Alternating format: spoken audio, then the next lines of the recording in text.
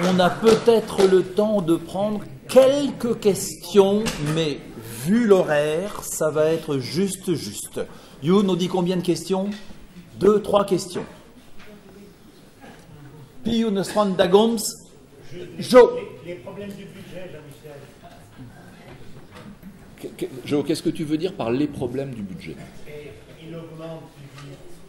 Oui. De combien? Oh.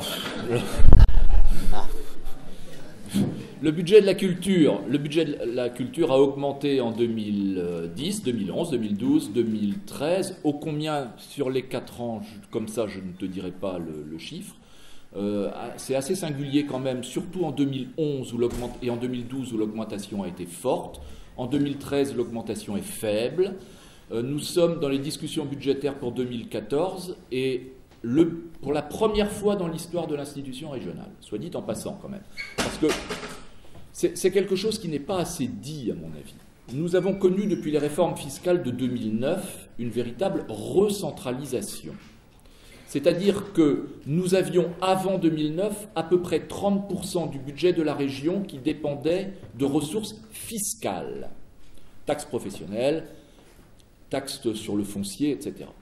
Depuis 2009, nous n'avons plus de recettes qui émanent de la fiscalité, sauf, et c'est schizophrénique, une part des cartes grises. Ce qui veut dire que nous qui finançons les TER avons intérêt à ce que les Bretons ne le prennent pas et achètent de plus en plus de bagnoles. Et soit dit en passant, plus ils polluent, plus on gagne d'argent, donc tout est bien. C'est complètement schizophrénique. Sauf que avant 2009, il y avait à peu près 30% du budget de la région qui dépendait d'une fiscalité qui pouvait être dynamique. Et depuis 2009, on est à 9% du budget de la région. Tout le reste, c'est des dotations de l'État. Or, les dotations de l'État baissent, ce qui veut dire que nous n'avons plus aucune marge de manœuvre. Et pour la première fois, non seulement depuis les lois de décentralisation, mais depuis la création de l'EPR, établissement public régional, en 1972, le budget de fonctionnement de la région Bretagne global pourrait baisser l'année prochaine. C'est la première fois dans l'histoire depuis 1972. Bien. Nous sommes actuellement dans la fabrique de ce budget, et moi, ma résistance, c'est mon souhait. Aujourd'hui, on est à la fin du mois de juin, je n'ai pas la réponse. Mon souhait aujourd'hui, c'est que le seul de tous les budgets de fonctionnement qui ne soit pas à la baisse soit le budget de la culture. À l'heure actuelle, on est sur cette base-là. Voilà. Te dire, très honnêtement, c'est pas que je ne veuille pas te le dire, je pourrais te le dire à une autre occasion, mais je n'ai pas les chiffres cumulés en tête d'augmentation. Une autre question. Tu passes le micro, Youn, peut-être? Il faut faire du sport. Oui, je vois pas bien qui est-ce qui c'est un monsieur qui voulait déjà poser une question. Ah, mais c'est intervenant. Je m'excuse parce que monsieur mène un combat qui est assez juste, mais fait partie d'une ligue anti-alcoolique et il estime qu'il a le droit d'intervenir à ce titre ici. Je lui ai expliqué que ce n'était pas le lieu, dans le plus grand respect du combat très noble qu'il mène, mais je suis désolé, cher monsieur, ce n'est pas le lieu ici. Je rappelle quand même que dans la vieille coutume de Bretagne, la corporation des prières de vin Oui, mais essayez de comprendre que ce n'est pas le lieu. y a-t-il une autre question? Oui, vous en est la réflexion de la région sur le problème de la charte culturelle des lycées.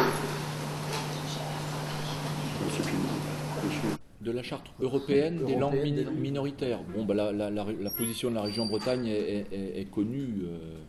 Nous souhaitons, et à titre personnel, évidemment, je souhaite que cette... Ah bah, je crois que c'est fait, ça. Il y a eu des vœux même votés à l'unanimité en la matière. Bien sûr. Et du coup,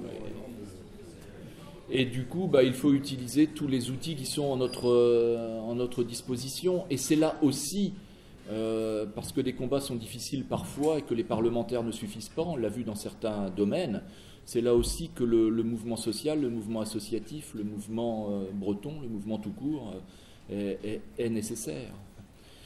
Rien ne s'obtient, tout s'arrache.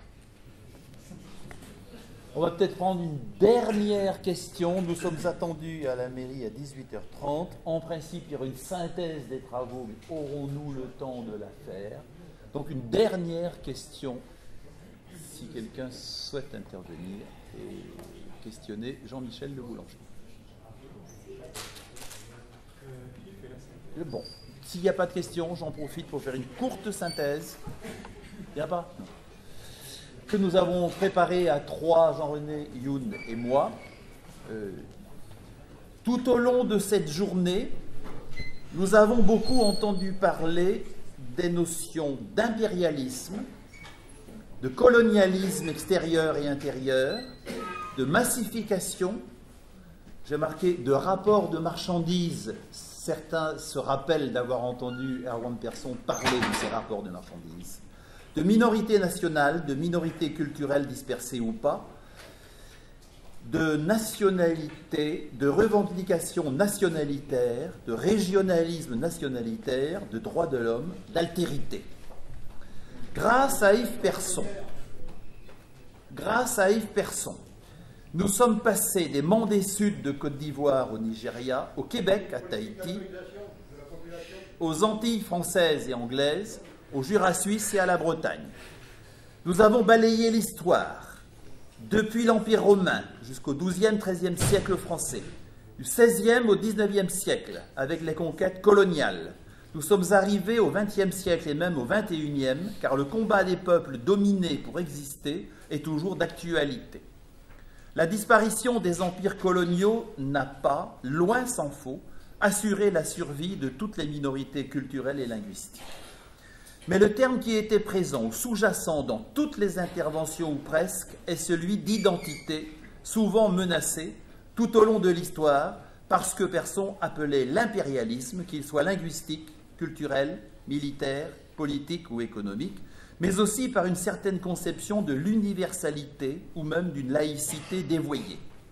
Pourtant, aujourd'hui, plus aucun démocrate ne met sérieusement en cause la nécessité du respect de l'altérité, c'est-à-dire de la diversité culturelle et linguistique.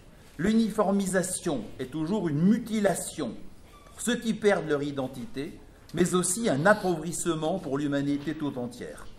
Dans un pays comme la France, il est grand temps que les tenants du jacobinisme, Persson parlait plutôt de bonapartisme, comprennent que les nations primaires, comme il disait, agglomérées au fil de l'histoire pour construire l'État actuel, ont le droit de voir leur langue et culture reconnues, leur identité respectée et encouragée, au lieu d'être confinées dans la seule sphère privée. Puisque nous sommes en Bretagne à Brest, dans notre Penarbé, qui est non pas la fin du monde, mais la tête du monde, je voudrais terminer par ce constat, cher à notre ami Jean-Christophe, dont l'ombre a plané parmi nous aujourd'hui. À peu près tous les peuples qui ont déferlé sur l'Europe occidentale à la fin de l'Empire romain et au début du Moyen-Âge, les Visigoths, les Ostrogoths, les Vandales, les Burgondes, les Francs, jusqu'aux Normands, se sont fondus dans la masse des populations autochtones et ont disparu en tant que peuple. Les Bretons ont survécu avec leur langue et leur culture, mais leur avenir est loin d'être assuré. Il faut absolument que dans le cadre de compétences régionales accrues et fortement décentralisées, les Bretons conquièrent les moyens de travailler, de vivre et de créer au pays.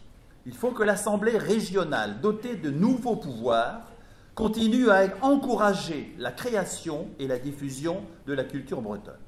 Il faut que les Bretons eux-mêmes suivent les voies tracées par Ian Soyer, Yves Persson et quelques autres. Après tout, l'exception culturelle bretonne est tout aussi respectable que toute autre exception culturelle. Encore une citation de Persson, la dernière. « Il y a des sociétés sans classe, mais pas de sociétés sans culture. On peut donc espérer supprimer les classes, mais vouloir supprimer la diversité culturelle serait s'attaquer à l'essence même de l'humanité. » Dans les temps modernes de 81. Trugar evraz, dan olre azode de hirio petek brest, evid renta enor dan daouzedman, Trugar evraz ive dareo de zikour et d'agaz d'aben dan devestuid iman, tud skolvreis arfaz tud ar BCD, drestol, Trugar Evrard da Jansoye a da Erwan Person, Gleur Dezo, Redeo Bremen Chom Feal dar Square, au de Zroe Dim. J'ai remercié beaucoup de gens, vous tous qui êtes venus aujourd'hui, toutes les personnes qui ont aidé à la réalisation matérielle de cette journée bien remplie, intellectuellement fructueuse. Merci à l'équipe de la BCD qui est venue également filmer l'essentiel de ces débats, la totalité. Surtout, un grand merci à Yann Soyer, à Yves Persson. Nous sommes leurs débiteurs. Il faut maintenant rester fidèles à l'exemple qu'ils nous ont donné.